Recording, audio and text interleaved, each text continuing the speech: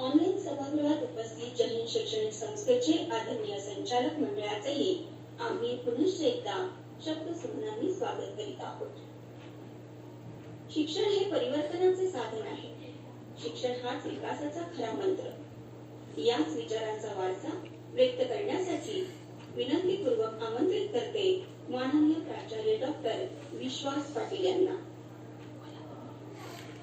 आजच्या कार्यक्रमाचे अध्यक्ष आदरणीय भैयासाहेब, माझे सन्मित्र प्राचार्य डॉक्टर पवार, योगिताताई आणि सर्व बंधूंनो आणि भगिनींनो, माझ्यासाठी हा एक अतिशय आनंदाचा क्षण आहे आणि एक संस्मरणीय असं पर्व आहे की मी आपल्याशी संवाद करतो आहे. श्रद्धेय नानासाहेबांच्या स्मृतीला अभिवादन करतो आणि जय हिंद हे नाव, हे बिरुद ज्या पद्धतीनं पूर्ण महाराष्ट्रभर विस्तारित झालं त्याचा आनंद व्यक्त करण्यासाठी सुरुवातीला एक छोटीशी आठवण सांगू इच्छितो. माझ्याकडे पुण्याच्या लोकभारतीचे एक प्रशासक मित्र या कार्यक्रमाच्या आधी भेटीसाठी आलेले आहेत, म्हणजे अजून थांबलेले आहेत. त्यांना मी म्हटलं की जय हिंदच्या व्यासपीठावरून मला एका वेबिनार मधून सहभाग घ्यायचा आहे. तर त्यांना जय हिंदची सगळी कारकीर्द माहीत आहे. जय हिंदच्या सर्व संचालकांसाठी, सभासदांसाठी, कार्यकर्त्यांसाठी, कारभारी मंडळासाठी आणि नानासाहेबांच्या परिवारातल्या सगळ्या सदस्यांसाठी ही आनंदानं आणि अभिमानानं मिरवावी अशी गोष्ट आहे.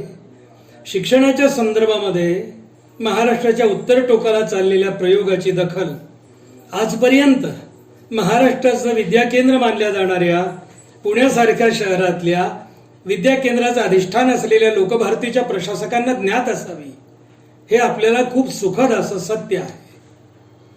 आज आपण एका वेगळ्या अतिशय संवेदनशील विषयावर चर्चा करणार आहोत, बोलणार आहोत. मानवी जीवन व्यवहारातला अत्यंत संवेदनशील पैलू आहे, पक्ष आहे किंवा आयाम ज्याला म्हणता येईल, तो म्हणजे शिक्षण आणि समाज. शिक्षण आणि समाज हे दोन्हीही परस्पर पूरक आहेत आणि परस्पर प्रेरक आहेत. शिक्षण समाजाला दिशा देतं आणि समाज शिक्षणाला आकार देतो.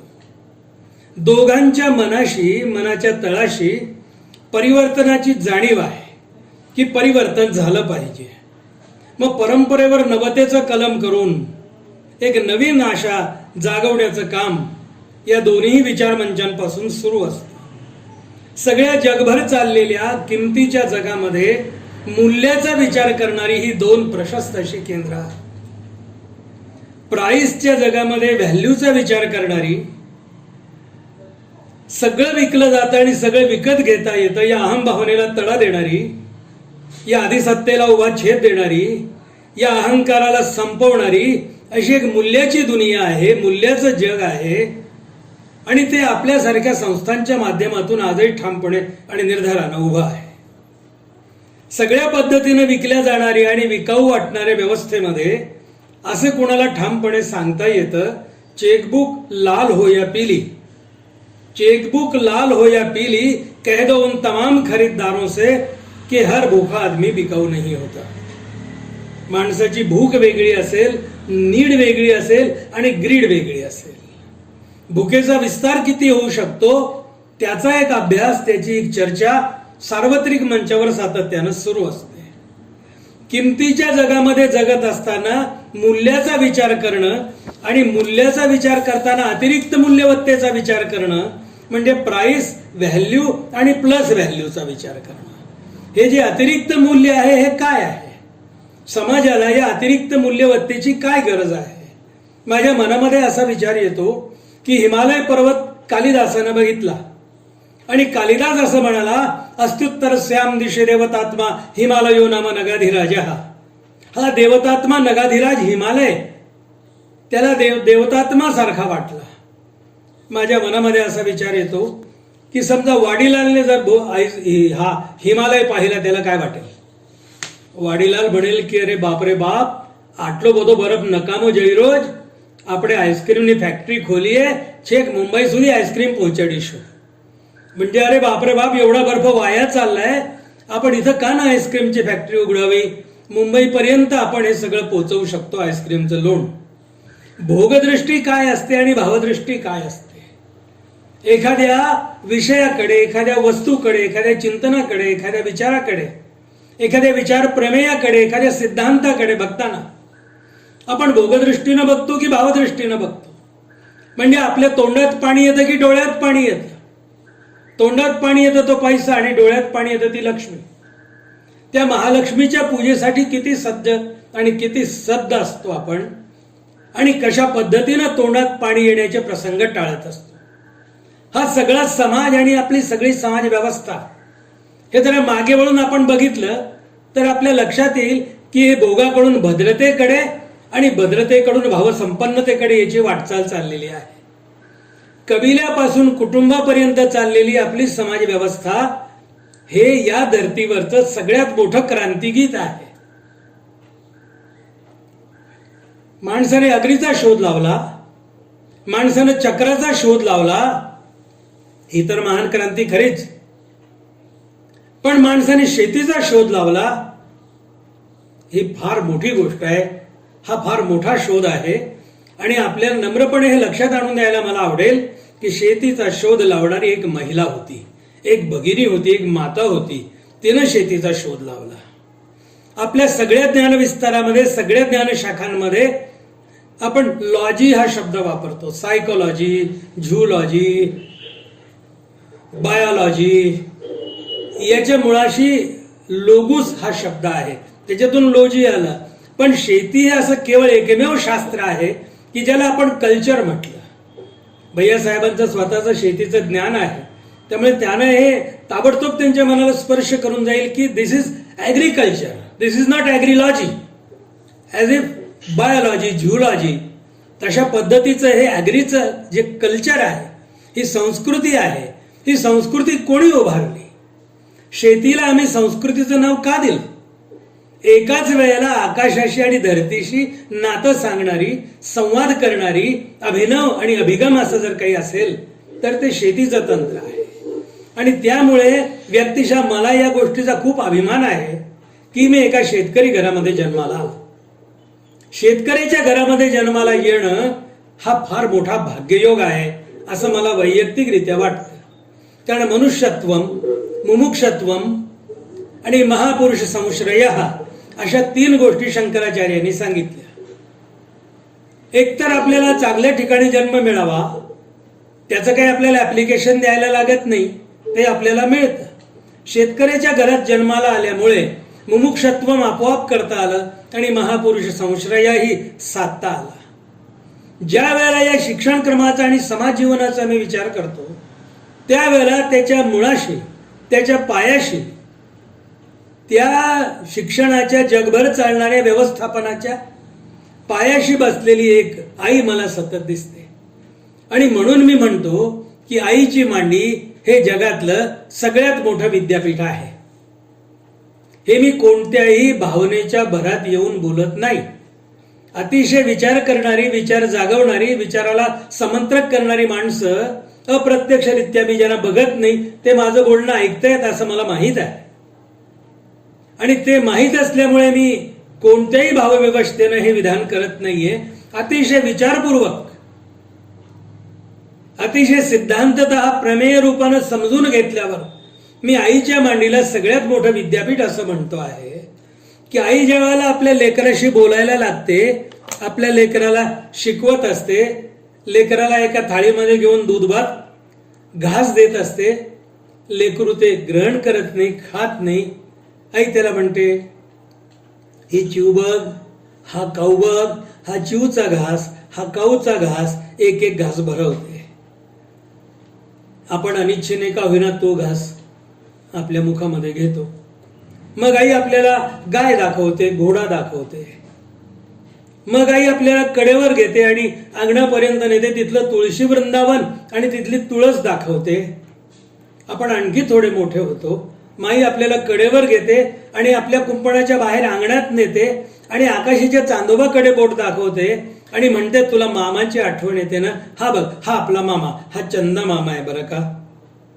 तुम्ही मला असं सांगा की या धर्तीवर असं कुठलं विद्यापीठ आहे आणि कोणत्या विद्यापीठाचा सिलेबस आहे ज्याच्यामध्ये काऊ चिऊच्या रूपानं पक्षी जगत, गाय घोड्याच्या रूपानं पशु जगत, तुळशीच्या रूपानं वनस्पती जगत आणि चांदोबाच्या रूपानं पूर्ण अवकाश आपल्या पाठ्यक्रमामध्ये आईनं समाविष्ट करून दिलेला आहे. आणि हा आपल्या वयाच्या 1 ते 1.5 वर्षापर्यंत 1 ते 1.5 वर्षाच्या कालखंडात हा सिलेबस तिनं पूर्ण केलाय. एवढं व्यापक पाठ्यक्रम असणारं दुसरं कुठलं विद्यापीठ?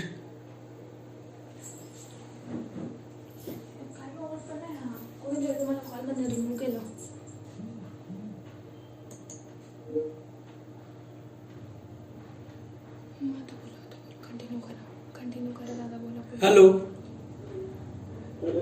असं कुठलं विद्यापीठ या धर्तीवर आहे की ज्या विद्यापीठाच्या पाठ्यक्रमाची रेंज एवढी असावी, पाठ्यक्रमाचा विस्तार एवढा असावा, ते एका आईनं आणि तथाकथित पद्धतीचं शिक्षण जिच्या जवळ नाही आहे, तथाकथित विद्यापीठांच्या पदव्या जिच्या जवळ नाही आहे, तथाकथित विद्यापीठांची मान्यता जिच्या जवळ नाही, अशी पण आई हे सगळं सिलेबस आपल्या लेकराला समजावून सांगत असते. आपण असं म्हटलं की स्त्री शिकली आणि क्रांती घडली, पण जरा याच्या मुळाशी विचार करूया. आपलं समाज जीवन कशा पद्धतीचं होतं स्त्री शिक्षणाच्या बाबतीत? स्त्रियांनी शिकावं, स्त्रियांनी ज्ञान मिळवावं, इयत्ता ओलांडाव्यात, याच्यासाठी आपल्या समाज जीवनाची रचना काय होती? सावित्रीबाई फुलेंपर्यंत आणि त्यांच्या आधीच्या सगळ्या कालखंडामध्ये आपण बघतो तर हे सांगितलं गेलं की बाई जर शिकली तर त्या अक्षरांच्या आळ्या होतील आणि तिच्या नवऱ्याच्या पानात पडतील. आजही 21व्या शतकातल्या या दुसऱ्या दशकातल्या पहिल्या चरणामध्ये असं जर कोणी ठामपणे सांगितलं तर किती स्त्रिया शिकायला पुढे येतील हा विचार करण्याचा भाग आहे. आज आपण बघूया, तिला संधी मिळाली आणि ती आज अभिव्यक्तीच्या सगळ्या आघाड्यांवर पुढे आहे.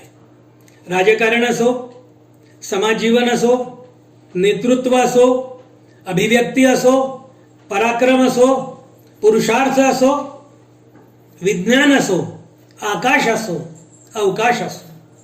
नुकतंच मी एक चित्र असं पाहिलं की अमेरिकेतली एक स्त्री अवकाशामध्ये गेली आहे आणि आपल्या येणाऱ्या लेकरासाठी लोकरीनं ती स्वेटर विणते आहे. तिथून ते चित्र तिने पाठवलं. हे धरती आणि आकाशाशी नातं जोडणारं आणखी दुसरी काही परिस्थिती व्यवस्था आपल्याकडे असेल असं मला वाटत नाही. आपल्याकडे शिक्षणाची रुजवात ऋषीमुनींनी केली. ऋषी शब्द आपल्याला थोडा समजून घ्यायला लागेल. ऋषी शब्दाला इंग्रजीमध्ये सियर असं म्हणतात, SEER.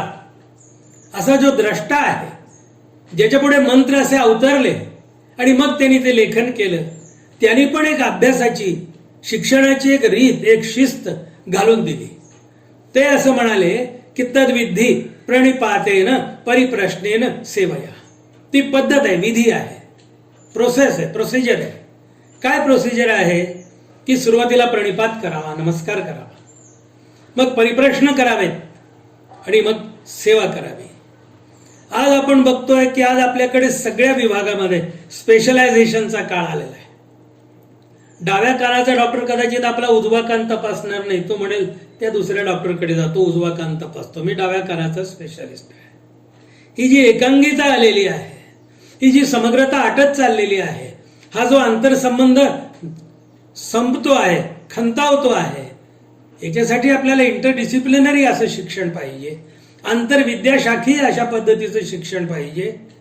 म्हणजे एक थेंब असेल त्याचं समुद्राशी नातं काय आहे, एक पणती असेल, मातीची पणती, तिथं सौरमंडळाशी काय नातं आहे, धुळीचा एक कण असेल तो धुरंधर कसा बनू शकेल, एक मातीचा कण तो पर्वताचा एक प्रतिनिधी कसा बनू शकेल, एक ठिणगी वडव्याचं प्रतिनिधित्व कसं करू शकेल, हा आंतरसंबंध, हा विस्तार जेवढ्या पद्धतीनं आपण शिक्षण व्यवस्थेमध्ये आणू तेवढं आपण स्व ते सर्वस्व आणि लोकल ते ग्लोबल पर्यंत पोहोचू. समाज जीवनामध्ये शिक्षणाच्यासाठी आत्माहुती देणाऱ्या लोकांची एक मोठी प्रशस्त अशी रांग आपल्या पुढे उभी असलेली दिसते. काय देऊ शकतो आपण जास्तीत जास्त आपल्या आयुष्यातलं तर आपले प्राण देऊ शकतो. असे प्राण देणारे लोक या धर्तीवर होऊन गेलेत. पाणिनी नावाचा जो एक संस्कृतचा व्याकरणाचा पंडित होऊन गेला, त्याच्या मनात एकदा आलं की आपण शब्दांची व्युत्पत्ती शोधतो आहोत, डेरिव्हेशन्स. आणि मग तो म्हणाला की व्याघ्र शब्द कसा तयार झाला असेल. व्याघ्र शब्दाची व्युत्पत्ती शोधत तो जंगलात गेला आणि हुंगत हुंगत येणारा एक प्राणी समोरून येताना त्याने बघितला. मागे शिष्य मंडळी होती, ते म्हणले गुरुजी पुढे जाऊ नका, वाघ आहे. त्यानं लिहिलं की हुंगत हुंगत येणारा व्याजिग्रती स व्याघ्र. जो हुंगत हुंगत येतो तो व्याघ्र. आपल्या हातातल्या भुर्जपत्रावर त्याने ही व्युत्पत्ती लिहिली. वाघ समोर आला, त्याचा एक जोरदार पंजा त्याच्या खांद्यावर पडला. रक्ताच्या ओहळामध्ये पाणिनीनं शेवटचा श्वास घेतला. तुमच्या आमच्या संस्कृतीला एका शब्दाची व्युत्पत्ती देऊन गेला.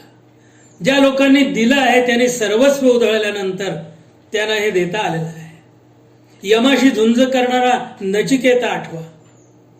युक्लिड काय आणि आर्किमिडीज काय, पायथागोरस काय आणि मनसूर काय, ही आत्माहुती देणारी नावं आहेत. मीराबाई काय आणि येशू ख्रिस्त काय आणि गांधी काय आणि दाभोळकर काय आणि कलबुर्गी काय आणि मोठी यादी तुमच्या माझ्यापुढे उभी आहे. सर्वस्वाचं समर्पण करण्यासाठी सिद्ध असलेली ही माणसं ज्यावेळेला समाज जीवनाचा आणि शिक्षणाचा विचार करतात, त्यावेळेला काही पायाभूत मूल्य आहेत, काही नीतिमत्ता आहे याचा विचार मांडतात. सॉक्रेटिसाला हॅमलॉक हा विषाचा प्याला दिला गेला. त्यावेळेला त्याच्या समोर मीडिया नावाची एक युवती त्याला प्रश्न विचारत होती की तुम्ही मृत्यू पत्करायचं ठरवलं होतं ना. हा प्रश्न पद्धतीचा सर्वश्रेष्ठ गुरु तिला प्रतिप्रश्न करत होता. मी मृत्यू पत्करण्याचं ठरवलं होतं कारण माझं जीवनावर प्रेम होतं. पण जीवन जगणं महत्वाचं आहे की सच्चे जीवन जगणं महत्वाचं आहे, खरं जीवन जगणं मोलाचं आहे, याचा मी विचार करतो आहे. मीडिया म्हणाली की अर्थातच सार्थक जीवनच मोलाचं असेल.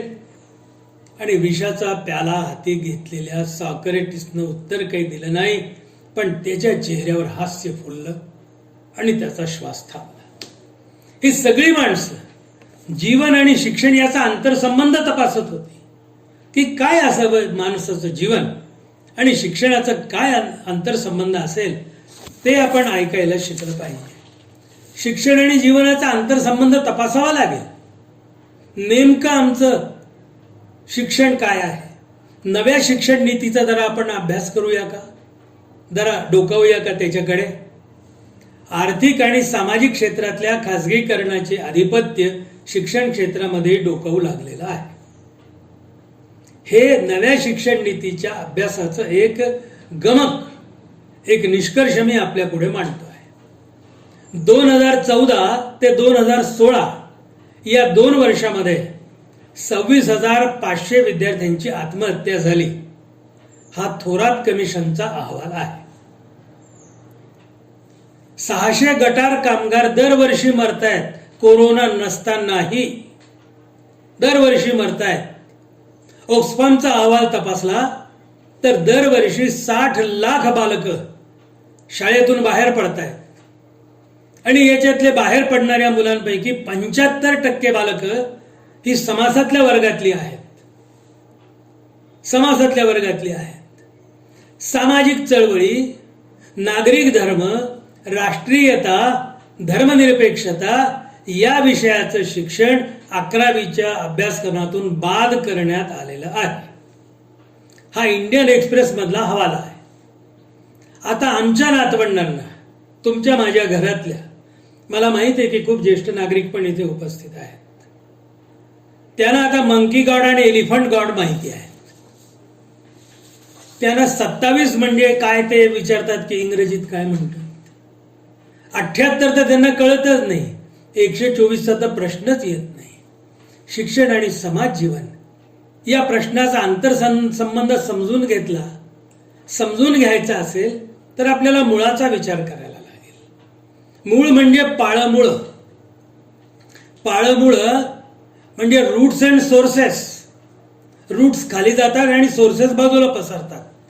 म्हणजे व्हर्टिकल आणि हॉरिझॉन्टल दोन्ही पद्धतीचं चिंतन, दोन्ही पद्धतीचा विचार आपल्याला समजून घ्यायला लागेल. आणि वर्तमानाच्या संदर्भामध्ये आपल्याला मूल्यांकन आणि पुनर्मूल्यांकन सतत करत राहावं लागेल. एकदा मूल्यांकन झालं म्हणजे थांबलं असं नव्हे, त्याचं पुन्हा पुनर्मूल्यांकन करावं लागेल. भविष्याच्या दिशा तपासून बघाव्या लागतील आणि सिंहावलोकन करून भविष्याचं दर्शन करता यायला लागेल. सिंहावलोकनही करायला लागेल. कुठे होतो आपण, कुठे चुकलोत, काय केलं आपण. जुन्या काळातले शब्द त्यांना एक नवा अर्थ द्यायला लागेल. असा अर्थ गांधींनी दिला. तुरुंगवासाला, जेल जाण्याला त्यांनी यात्रा म्हटलं.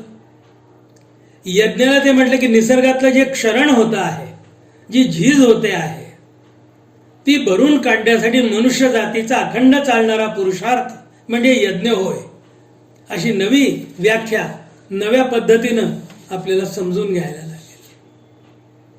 आपण असा विचार करतो की ऋषीच्या काळात काय पद्धतीचं शिक्षण होतं. ऋषीच्या काळामध्ये शिक्षण होतं की एक गाय द्यायची आणि म्हणायचे विद्यार्थ्याला की 10 गायी झाल्या की भेटायला ये. झालं सिलेबस. त्या एका गायीच्या 10 गायी करताना त्याला निसर्ग समजत होता, पर्यावरण समजत होता, सृष्टीचं निर्मिती चक्र समजत होतं, वात्सल्य कळत होतं, रक्ताच्या धारेतून दुधाची धार कशी तयार होते हे अनुभवता येत होतं. याच्यासाठी 10 गायी सांगितल्या. हे जर समजून घेतलं तर रामाला वसिष्ठ आणि विश्वामित्र 2 गुरु का आणि कृष्णाला सांदीपणी आणि अंगिरस 2 गुरु का, याचा अर्थ आपल्याला समजावं लागेल. आपल्याकडे ब्रह्मसूत्र आहे, म्हणजे प्रस्थानत्रयी मानली जाते. ब्रह्मसूत्र, उपनिषद आणि भगवद्गीता. या ब्रह्मसूत्राच्या पहिल्या अध्यायामध्ये सत्यकाम जाबालाची गोष्ट येते. सत्यकाम जाबाल विद्यार्थी म्हणून एका गुरुजीकडे जातो. गुरुजी त्याला विचारतात की तुझं गोत्र काय, आणि त्याच्याजवळ उत्तर नसतं. तो परत येतो, हिरमुसला होतो, दुसऱ्या गुरुकडे जातो, तिसऱ्या गुरुकडे जातो. अशी भटकंती करत करत एका गुरुकडे जाऊन तो स्थिर होतो. त्या गुरुचं नाव गौतम. तिथे जाऊन तो उभा राहतो. ते पण त्याला विचारतात तुझं गोत्र काय, आणि मग तो कंटाळून आपल्या आईला जाबालाला विचारतो काही आपलं गोत्र काय. गुरुजी विचारतात तुझी जात काय सांग, तुझं गोत्र काय सांग. ती म्हणते की बाळा, मी सासरी सेवेचं काम करत असायची आणि तुझ्या जन्माच्या आधी तुझा पिता गेला. मी निश्चितपणे तुला काही याचं उत्तर देऊ शकत नाही, पण तू तुझ्या गुरुजीला जाऊन सांग की मी जाबाल आहे, जाबालचा मुलगा आहे. तो गौतमांकडे गेला आणि त्यांना सांगितलं की हे माझं गोत्र आणि हे माझं कुळ. गौतमानं त्या छोट्याशा लेकराला छातीला लावलं, त्याच्या डोक्यावरून हात फिरवला. म्हणजे तू खरं बोलणार आहेस, तू सत्यकाम आहेस, तू विद्येचा अधिकारी आहेस. आमच्याकडच्या परंपरांमध्ये सत्य हे विद्येचं अधिकृत असं अधिष्ठान होतं. खरं बोलता यावं ते या पद्धतीचं होतं, कारण ऋषी जे होते हे प्रयोगशाळेतलं शिक्षण करत होते. ते राजगुरू नव्हते, ते राजाश्रित नव्हते, ते स्वतंत्र होते आणि स्वयंभू होते. जे राजाश्रित झाले त्यांची काय फजिती झाली हे आपल्याला ज्ञात आहे, ते सांगून मी विषय विस्तार करत नाही. पण तो स्वयंभू प्रतिज्ञेचा ऋषी होता. तो राजसत्तेच्या परिवर्तनाच्या सोबत बदलला नाही. राजसत्ता बदलत राहिली, सिंहासनं बदलत राहिलीत, छत्रचामरं बदलत राहिलीत, झेंडे बदलत राहिलेत, नाणी बदलत राहिलीत, ऋषी अकंप राहिला. राजाच्या उत्थान आणि पतनानं अप्रभावित राहिलेले हे ऋषी यांनी जीवनाच्या मूलभूत तत्वांचा विचार केला आहे. हा खरं बोलणारा मुलगा आहे आणि सत्यकाम जाबालाच्या मुळे आपल्या समाज व्यवस्थेमध्ये कुटुंब व्यवस्था जागली. कुटुंब काय असतं हे उभं राहिलं. निर्मळ, निष्पक्ष, निर्वैर आणि निर्भय असं हे सगळं ऋषिकुळ आपल्याला दिसतं. त्यांचा एक नारा होता. ते म्हणाले सा विद्या या विमुक्तये, ती विद्या जी माणसाला मुक्त करेल. मुक्त करणारी विद्या कोणती? पाशबद्ध असणाऱ्याला, पाशांकुश असणाऱ्यांना, पाशा व गुंठीत असणाऱ्यांना त्याच्यापासून मुक्त करणारी, खुलं करणारी अशी विद्या ते अभिप्रेत होती. आणि आज आपल्याला लक्षात येत आहे की wolf is at the door. आज आमच्या दाराशी लांडगा बसला आहे. लबाड लांडगा बसलाय. तो जिबल्या चाटत उभा आहे. त्याचा चेहरा हिंस्र नसून मोहक आहे, क्रुद्ध नसून हसरा आहे. यंत्रयुगातून आम्ही तंत्रयुगात गेलो, तंत्रयुगातून अणुयुगात गेलो. माझ्यासारख्या शिक्षकाला असं भय वाटतं की कदाचित आता आपण काय भ्रमयुगात चाललो आहोत की काय. सर्वसामान्य माणूस संमोहित आहे, भयग्रस्त आहे आणि भ्रमित आहे, दिशाहीन आहे. वाणी हरवून बसलेला आहे. अबोध दहशत, थकवणारं भय, कमालीचा थरार आणि जीव घेणं आतंक यांच्यापासून मुक्तता देणारं ते शिक्षण असावं, असं आपल्या ऋषिकुळाचं म्हणणं आहे. ऋषींची चेतना ही तलस्पर्शी चेतना होती. त्यांना वेदनेचा वेद वाचता येत होता आणि प्रेमाचा उपनिषद वाचता येत होता. वेद कोणता वाचणार, तर तो वेदनेचा वेद. या धर्तीवर जी पहिली कविता लिहिली गेली ती ज्या वाल्मिकीने लिहिली, त्या वाल्मिकीने ही कविता का लिहिली? जोडीमधल्या एका पाखराला एका व्याधानं बाणानं विद्ध केलं आणि ते पाखरू तडफडत जमिनीवर पडत होतं.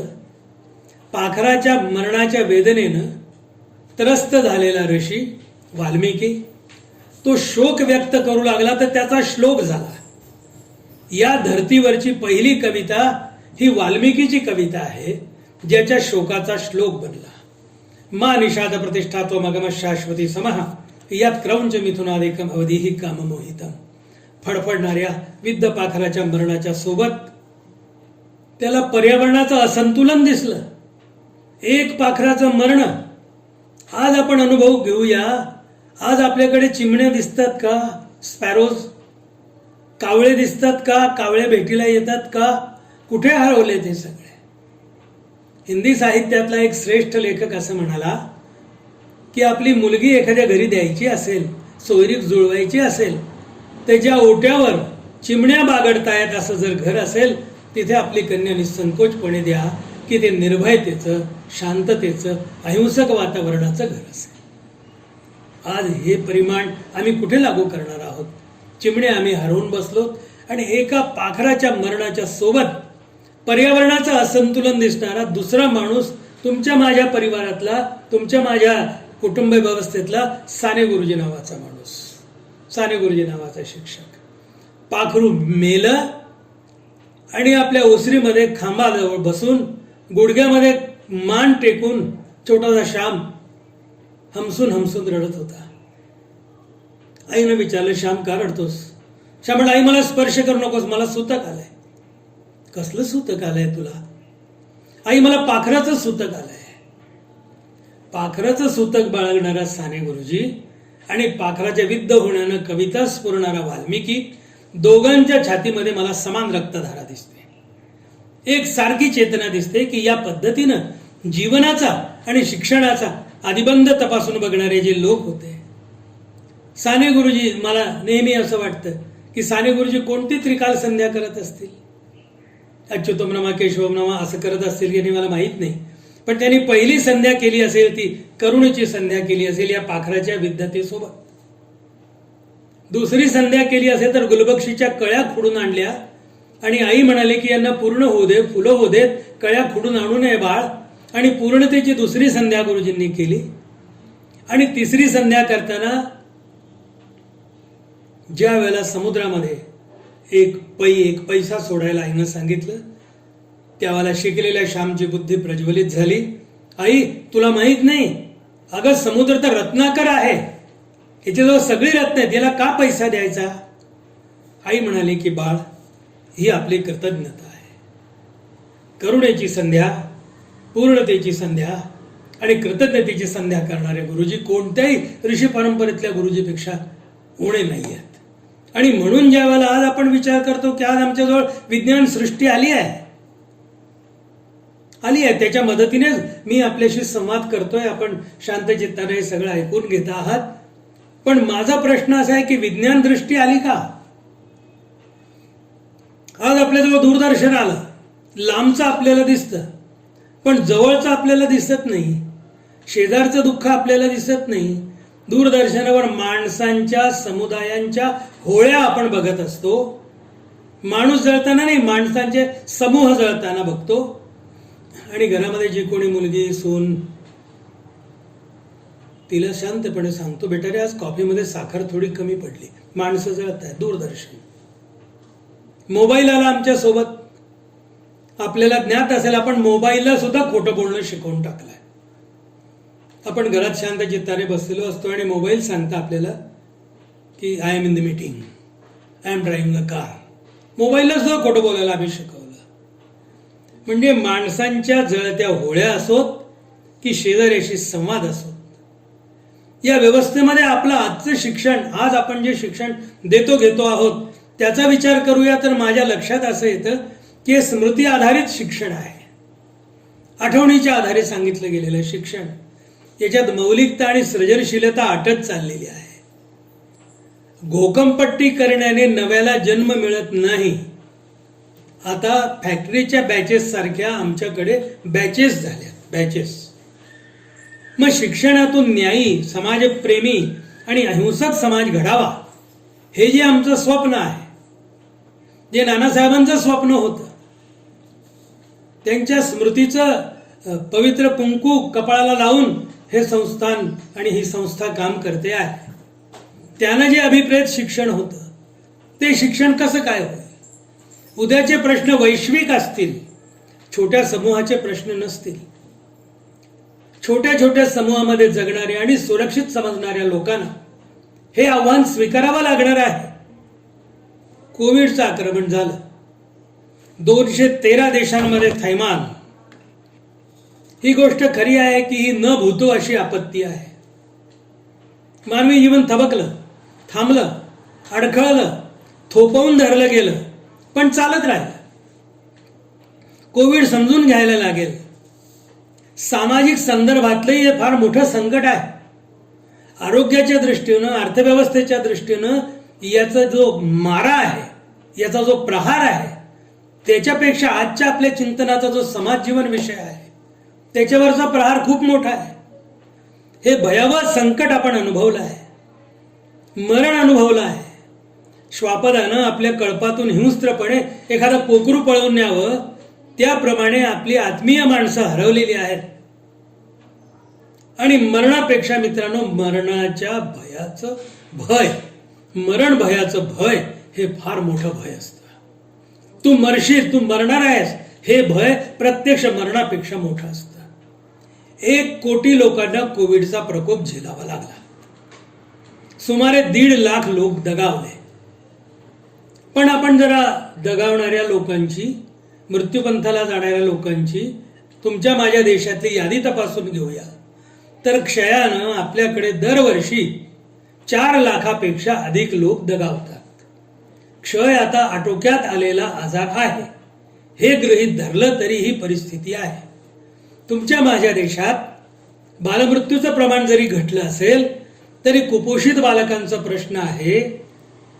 आणि आपण क्षमा कराल पण 1 दशकापेक्षा अधिक काळ इथे स्त्री प्रधानमंत्री असल्यानंतर सुद्धा बालविवाहाचं प्रमाण सुरू आहे, ते थांबलेलं नाही. आपले निसर्गाशी जे संबंध आहेत ते आता लोभाचे झालेत, हव्यासाचे झालेत, लूट आणि शोषणाचे झालेत. उत्तराखंडमधील नैसर्गिक हाहाकार त्याचं उदाहरण आहे. उपभोग आणि जंगलवाद वाढत चालला आहे. मग विग्रह, आंतरकलह आणि कत्तली वाढणार आहे, ते त्याचा परिणाम, त्याचा काउंटर पार्ट आहे. पावतीचा जसा दुसरा भाग असतो तसा हा पावतीचा दुसरा भाग आहे.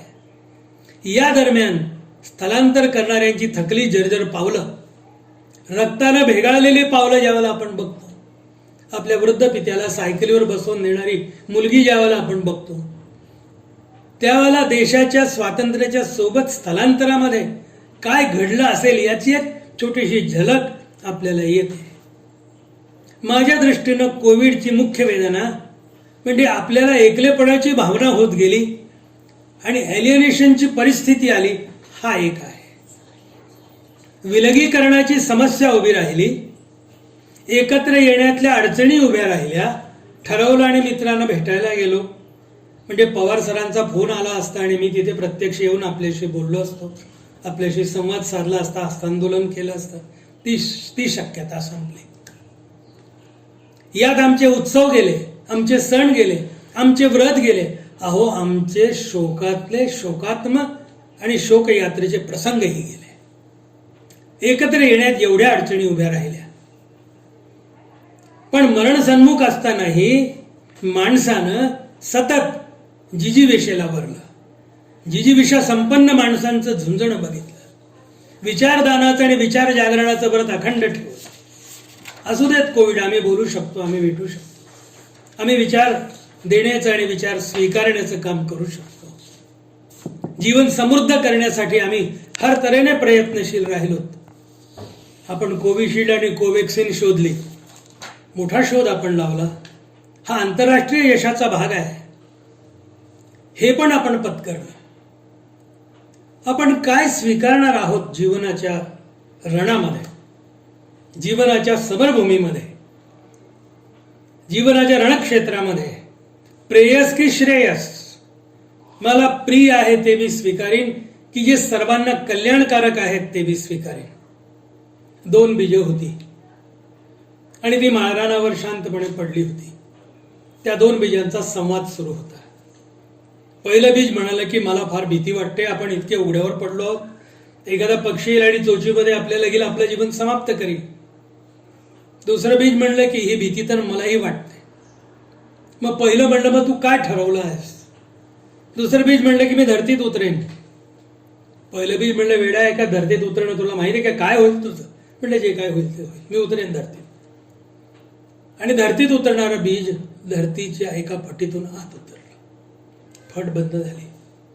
धरतीचं प्रचंड ओझं त्याच्या अंगा खांद्यावर पडलं. त्याला असं वाटलं की आपले शतशः, सहस्त्रशः, कोटीशः तुकडे तुकडे होत आहेत, खंड खंड होत आहेत, असं त्याला अनुभव यायला लागला. आकाशात निळे काळे ढग आले, एक सर बरसली आणि त्या बीजातून नवा अंकुर आला. धरतीची छाती चिरून एक अंकुर उभा राहिला. आपण जर साधं भुईमुगाचं दाणं कसं उगवतं शेतात हे जर पाहिलं तर आपल्या मोबाईलच्या वजना इतका मातीचा पड बाजूला सारून ते इवलसं अंकुर असं डोकंवर काढायचा प्रयत्न करत असतं. याला मी जिजीविषा असं म्हणतो. जगण्याची इच्छा, समृद्ध होण्याची इच्छा, समृद्ध करण्याची इच्छा. आणि आकाशात ते जायला लागतं. धरतीच्या गुरुत्वाकर्षणाच्या नियमाला वाकुल्या दाखवत गगनगामी होतं. आणि धरतीवर सुरक्षित म्हणून राहणारं बीज कधीच पक्षाच्या पोटामध्ये जाऊन संपलेलं असतं. याच्या खांद्यावर मात्र अगणित पक्षांचे थवे येतात. काय करायचं ठरवलंय आपण? सुरक्षित राहायचं की समर्पित व्हायचं? सुरक्षित राहायचं असेल तर त्या पहिल्या बीजाची गोष्ट आपल्याला आठवावी लागेल. पण समर्पित व्हायचं असेल तर दुसरं बीज जे धरतीची छाती चिरून बाहेर येतं. कधी अंड्यातलं पिलू कसं बाहेर येतं आपण पाहिलं असेल तर त्या पिल्याची आई एक चोच मारते फक्त, बाकीचं काम आतल्या भागातल्या असणारं पिलू करतं.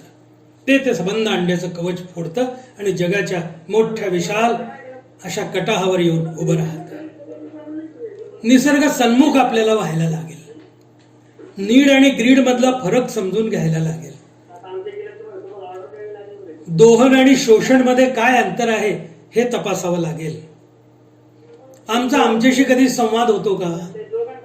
Dialogue with our self. सगळ्या जगाशी आपण संवाद करतो, आपल्याशी कधी बोलतो? डायलॉग विथ फेलो मॅन और फेलो वुमन आणि डायलॉग विथ द नेचर. मी साहित्याचा विद्यार्थी आहे, मला सतत असं वाटतं की एखाद्या कळीचं फूल होणं बघा, तुम्हाला कविता समजायला लागेल. एखाद्या बीजाचं वृक्ष होणं बघा, तुम्हाला कादंबरीचे सगळे घटक तुमच्या पुढे प्रकट होतील. कधी एखाद्या लुकलुकणाऱ्या ताऱ्याकडे बघा, मग तुम्हाला जगण्यातलं जीवनातलं नवीन रहस्य कळेल. आज आमच्याकडे पण स्पर्धा जागलेल्या आहेत. 3 गोष्टींसाठी स्पर्धा आहेत. 3 गोष्टी आम्हाला पाहिजेत. पहिली गोष्ट आम्हाला शास्त्र पाहिजे, दुसरी गोष्ट म्हणजे आम्हाला सत्ता पाहिजे आणि तिसरी गोष्ट म्हणजे आम्हाला पैसा पाहिजे. सगळ्या जगाची धाव 3 गोष्टींसाठी आहे: शस्त्र, सत्ता आणि धन. शस्त्रसंपन्न माणसं स्वतःला असुरक्षित समजतायत. इंग्रजीमध्ये ती स्टील वेपन नावाचा एक धडा होता. सगळ्या जुन्या मित्रांना तो धडा आठवेल. हा शेजारी काठी आणतो तर तो भाला आणतो, त्याने भाला आणला की हा तलवार आणतो. Steel weapons. शस्त्र असून असुरक्षितता, सत्ता असून भयग्रस्तता. ही निवडणूक, ती निवडणूक, ती निवडणूक, ती निवडणूक, निवडणुकाच निवडणुका. भयग्रस्त आणि धनवान माणूस चिंतित आहे. पैसा आहे त्याला काळजीने पोखरलेला आहे. महाराणावर हाताची उशी करून झोपलेला शेतकरी बघा, त्याला कशाची चिंता नाही, काय लुटलं जाईल याचं काही कारण नाही.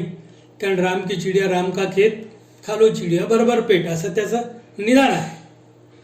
शिक्षण आणि समाज जीवन याच्यात कुठे समांतरता आम्ही आणू शकतो का? पॅरल, समान आणणं वेगळं आहे, समान आणू नाही शकत, पण समांतर, पॅरल ॲटलिस्ट.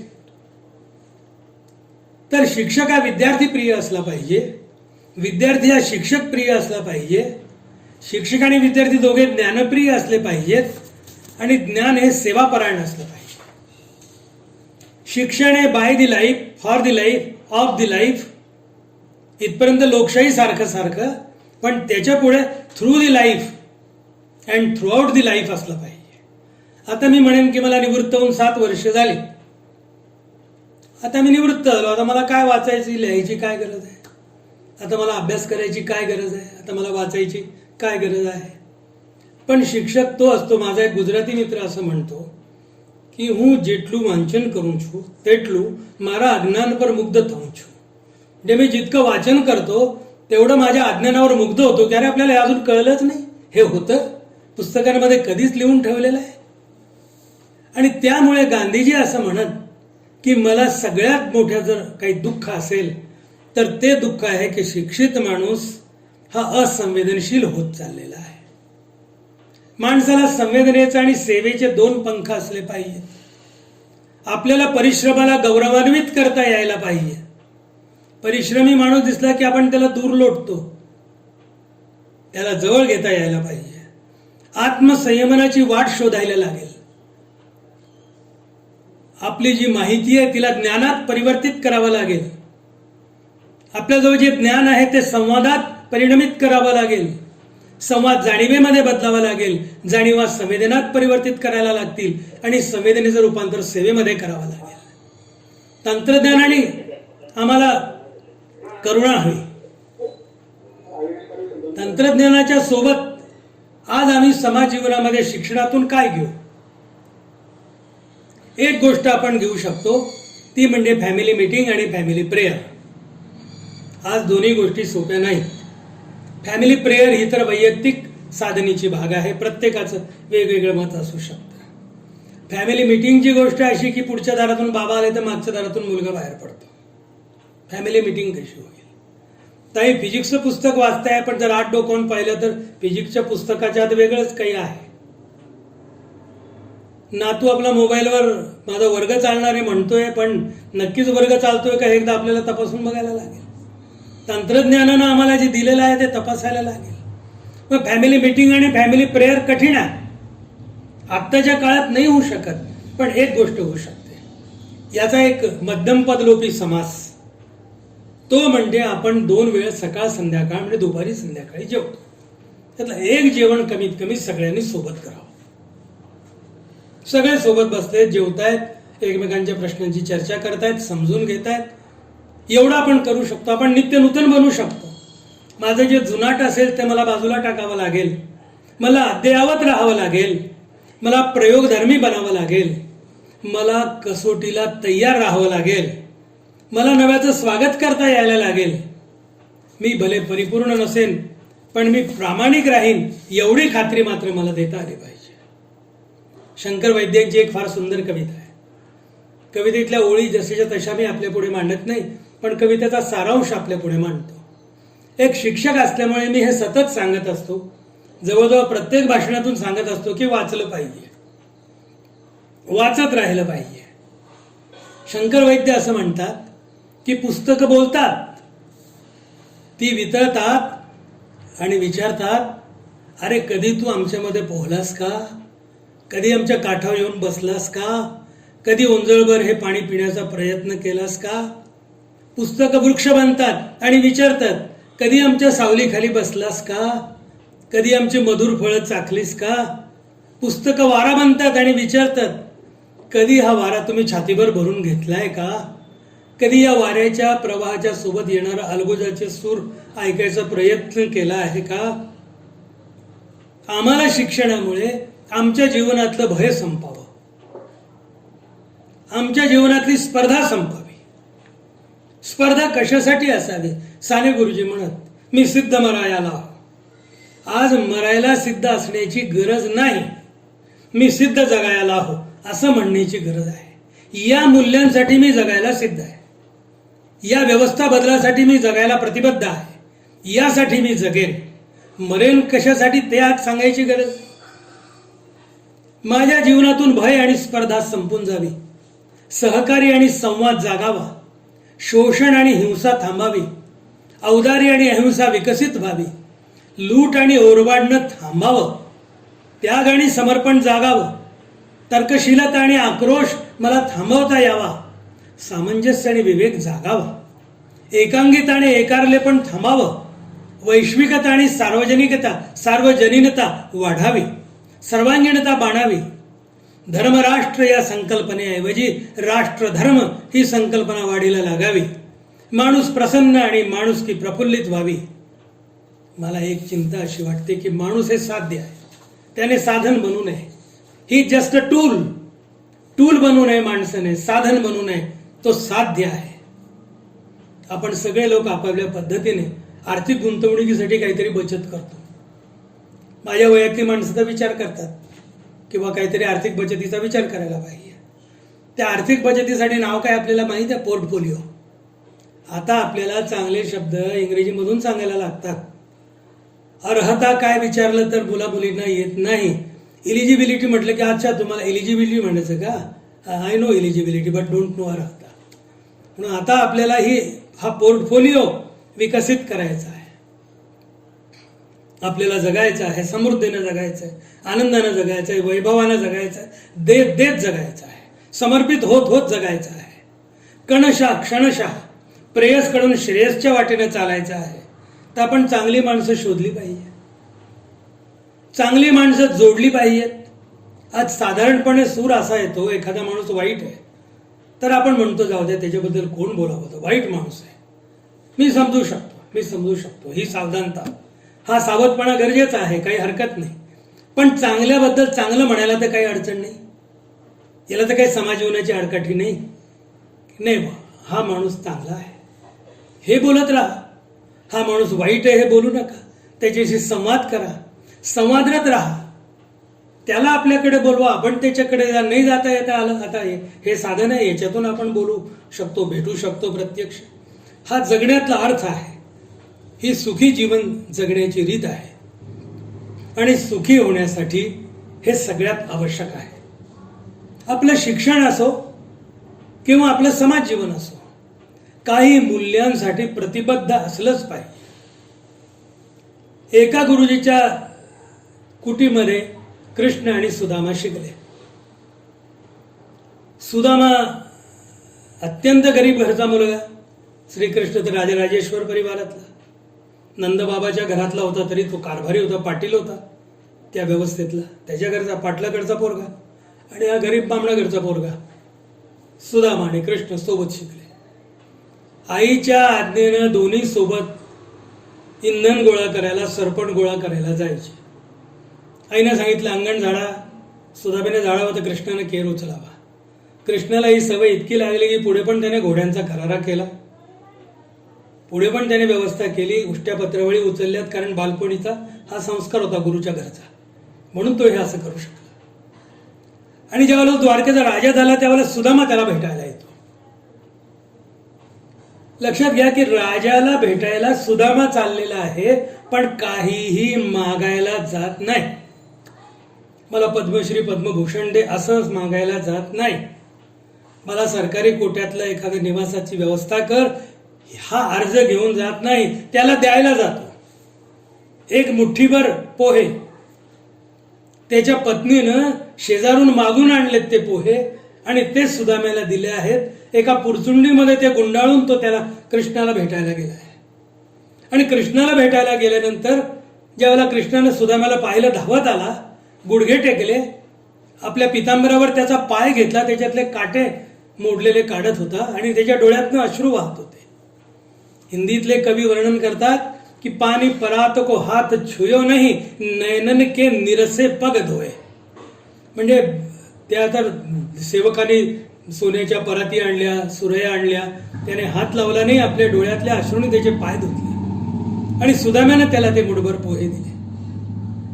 मोरोपंत असे लिहितात, मुठभर पोह्याच्या व्याजामध्ये देत हेमनगरी ते, मुठभर पोह्याच्या व्याजामध्ये देत हेमनगरी ते, मुद्दलात मुक्तीही देती केवी सावकारीची रीती. अरे कसा सावकार आहे तू, मुद्दलात मुक्ती देऊन टाकली, सुदामाला सुवर्णनगरी देऊन टाकली.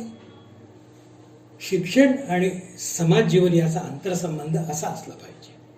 सर्वोच्च शिखरावर पोहोचलेल्या माणसाला तळथळात असलेल्या माणसाची वेदना आणि संवेदना पोचली पाहिजे.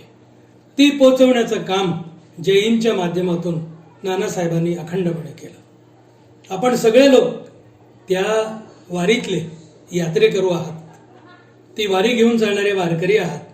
आपल्या सगळ्यांना अंतःकरणपूर्वक प्रणाम करतो आणि आपण माझे मुळीच आभार मानू नका, मी आपले आभार मानतो की आपण मला आपल्याशी संवाद करायची ही संधी दिली, माझ्या विचारांना व्यक्त करण्याचा अवकाश दिला.